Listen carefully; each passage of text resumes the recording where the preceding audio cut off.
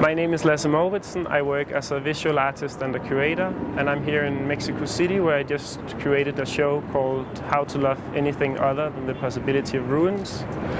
And it's curated with my colleague Frida, who is from Mexico City.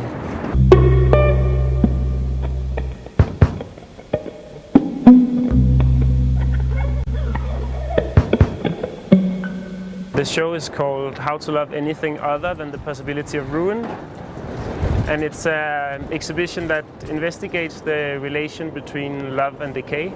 The exhibition investigates how everything we love is related to a possible decay or ruination. And likewise, it also asks if every kind of decay or ruination has an indication or a gesture of love. So what is common for the exhibition and the works and in the exhibition is that they all ask how we give space or how we give asylum or how we mark or ritualize the ruins in our lives. And the different works investigate different reactions or relation to that process.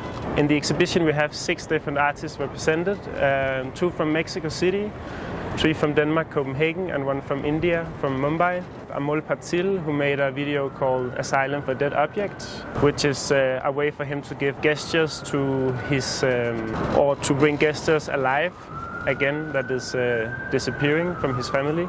We have a video called Breeding Ground from Lin Tuyet Lee, which is an investigation of the relation between the body and the material. We have a film called Everything I Love Disappears from Mai Rafati.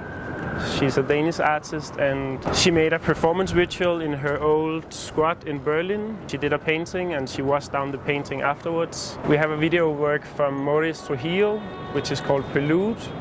And it's a video that he made from found footage that he painted on. He painted on the Celluloid recording. He investigates how something other or some lost history becomes his own history as well, or his own story. There's a work called Ruin Lust from a Danish writer. It's called Ruin Lust, and it's an investigation of the writer's own photo collection and where she reflects on her own relation and fascination towards ruins. And finally, we had a performance from Espartaco Martinez, who is a Mexican performance artist who did a performance at the opening of the show.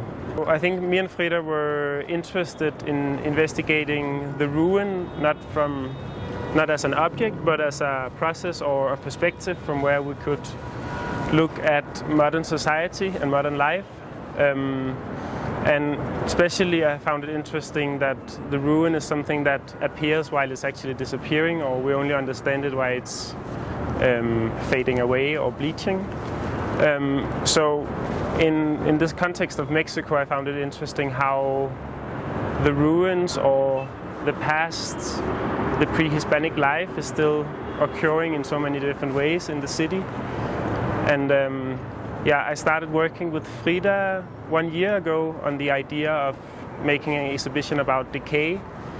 And it has been a really interesting experience to work here in Mexico City. It's the first time I'm here, and I found it very appealing and positive to feel how local people and also all the guys from USSR were supportive about the project, were really helpful and gave a lot of great input to the way to put up the exhibition and to get out with the word. In my own experience, I find it really, really important that there is a dialogue on the process of creating a show and making the things go, all the works in between, just the works, but also in sense of that it fits to the neighborhood and there's a kind of reflection within the process of putting up a show, so the people would be aware of what it means and what it can contribute with in the local context.